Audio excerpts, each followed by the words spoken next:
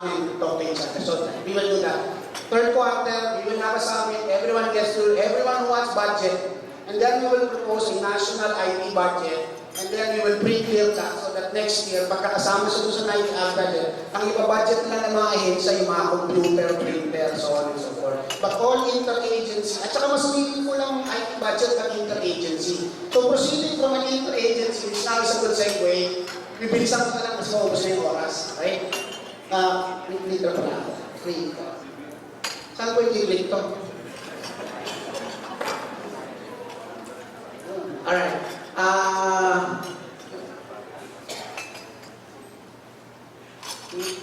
Before. Sorry, hindi IT yung present. Ayan, saan yung pala? Alright. First of all, yung GHRIS is under a public financial management framework. Hindi siya standalone. Alright? Ang public kasi, marami tayong gaps. Klaro-klaro naman sa lahat. Marami tayong gaps sa budget process. Messy traffic of documents, walang budget credibility. It's not, we are input-based. We are not results-based. We measure how many input comes into the budget, how many cements to make a road, how many teachers to produce this much, but no one bothers to measure the outcome of what we are spending on. Lack of funding, which surprisingly is not the problem. Poor spending, weak oversight of Congress, lack of efficient cash, weak monitoring of contingent liabilities. So that's the framework, and this is the reason. Paklit na lang sir. Alright, this is now, and this is what we hope to accomplish in the long run. Alright, next please. So I just wanted to point out that the GHRIS is not an idea that's born out of a desire to acquire a system or build a system. It is a response to a glaring gap in how we manage and execute our budget. So they created an interagency called the Public Financial Management, of which the agencies I mentioned were part of. And part of that resolution is to create the GIFMIS. Now, this is a web-based application. Yun ang gumagawa pa dito ng client server. Umuwi na ho kayo. Wala na hong gumagawa ng client server. Kasi 7,106 islands tayo. Gusto nyo ho bang mag-maintain ng client sa 2,000 spending agencies ng DepEd lang? Ilang tao ho i-adjust nyo. Pag ang ating application ay web-based, isang system lang yung mini-maintain natin, provided that they have an internet access and they have a client, gagana po siya. So I think that's the first thing that we need to recognize because we are built for a web-based system. Okay, this one is just to show you how many island systems we're trying to get in, put together in the GIFMIS portal. Madami po yan. From umpisa natin sa payroll, agency gagawa ng payroll, gagawa ng check voucher, kailangan gawa niya ng accounting entry, kailangan mag-coordinate ka sa GSIS, sa PhilHealth at saka sa PATIB, kailangan mag-coordinate yan kay BIR. After that, kailangan yung mga empleyado mo nag-check ni civil service, tama ang record na sa GMIS. Tapos hindi pa nababayaran. Pag nabayaran, kailangan natin i-post. Kailangan nyo malaman nyo ng data ng DBM para next budget cycle, hindi tayo nag-aaway sa personal expense kasi accurate yung data natin sa personal expense. And this is part of the data that we need to show you. Before, hindi natin alam. Marami yung position, sinasadyang hindi fill up. Manghingi ng position, tapos hindi fill up, para ilalabas na may savings. Tapos, ibibigay yung savings. Kung ang gusto kasi, mali yung approach sa problema. Kung gusto natin lakihan yung sweldo natin kasi tingin natin valuable yung service natin, which I think it is, then we should just say so. Rather than pretend that it's okay to get something kasi alam naman namin another way to skin. So that's the value of getting information. You can now compare what the data really shows and what we're trying to do. Okay, next please.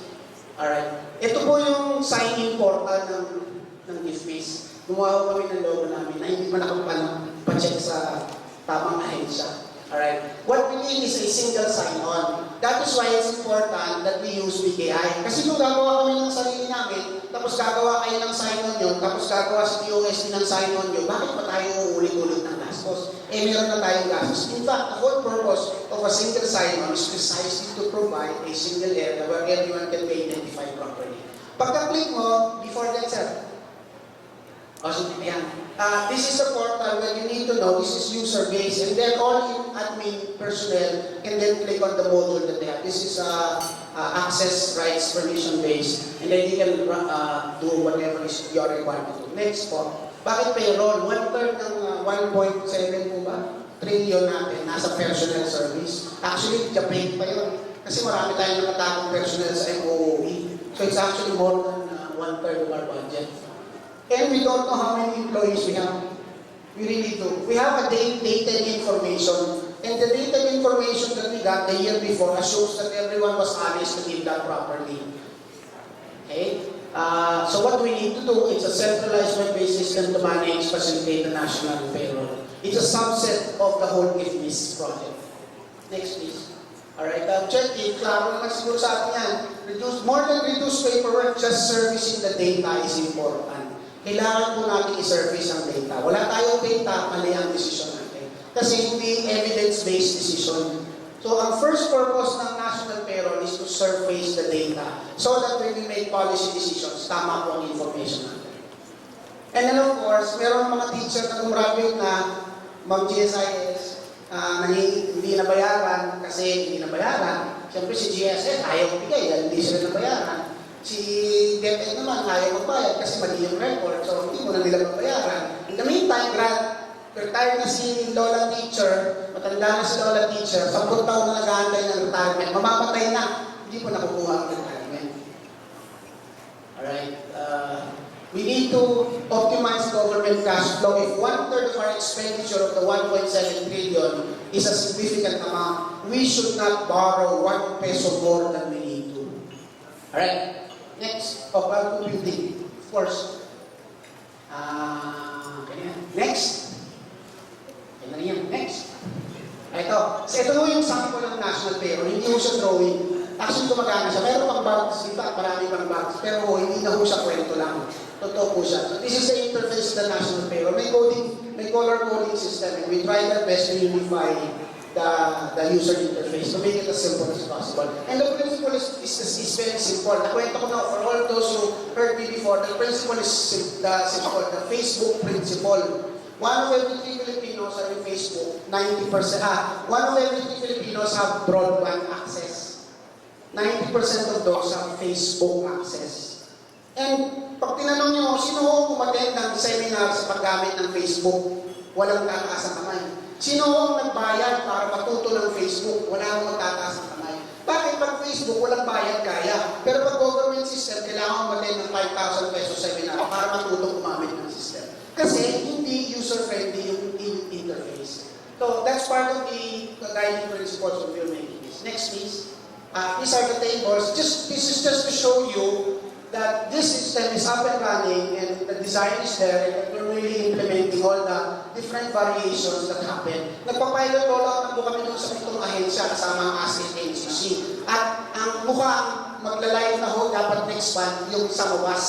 Sa Mawas by August, God willing. Meron ho, by just going through the process of running the national payroll, marami na lumabas na hindi system structural. So kailangan, and we are the friendly ones, kami pa po yung cooperative. Can you imagine if we do this to agencies that are not cooperative? So that's the scope and depth of the rollout of the national payroll. Next please. Just to show you na meron in it's running. Now what's the GHRIS, Government Human Resource Information System? Kapatid mo yan.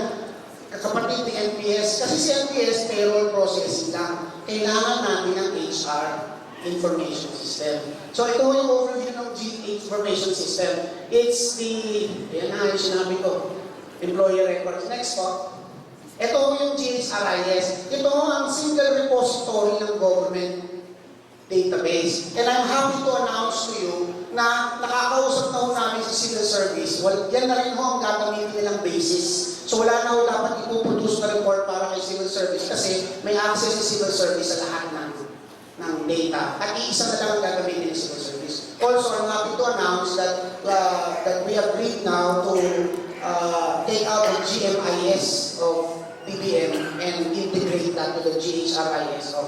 Also, to give due credit, dalawa ho yan. Meron ho mas original payroll design yan. Hindi ho nang in-invento ni DBM. BBM yan. Mostly taken from the payroll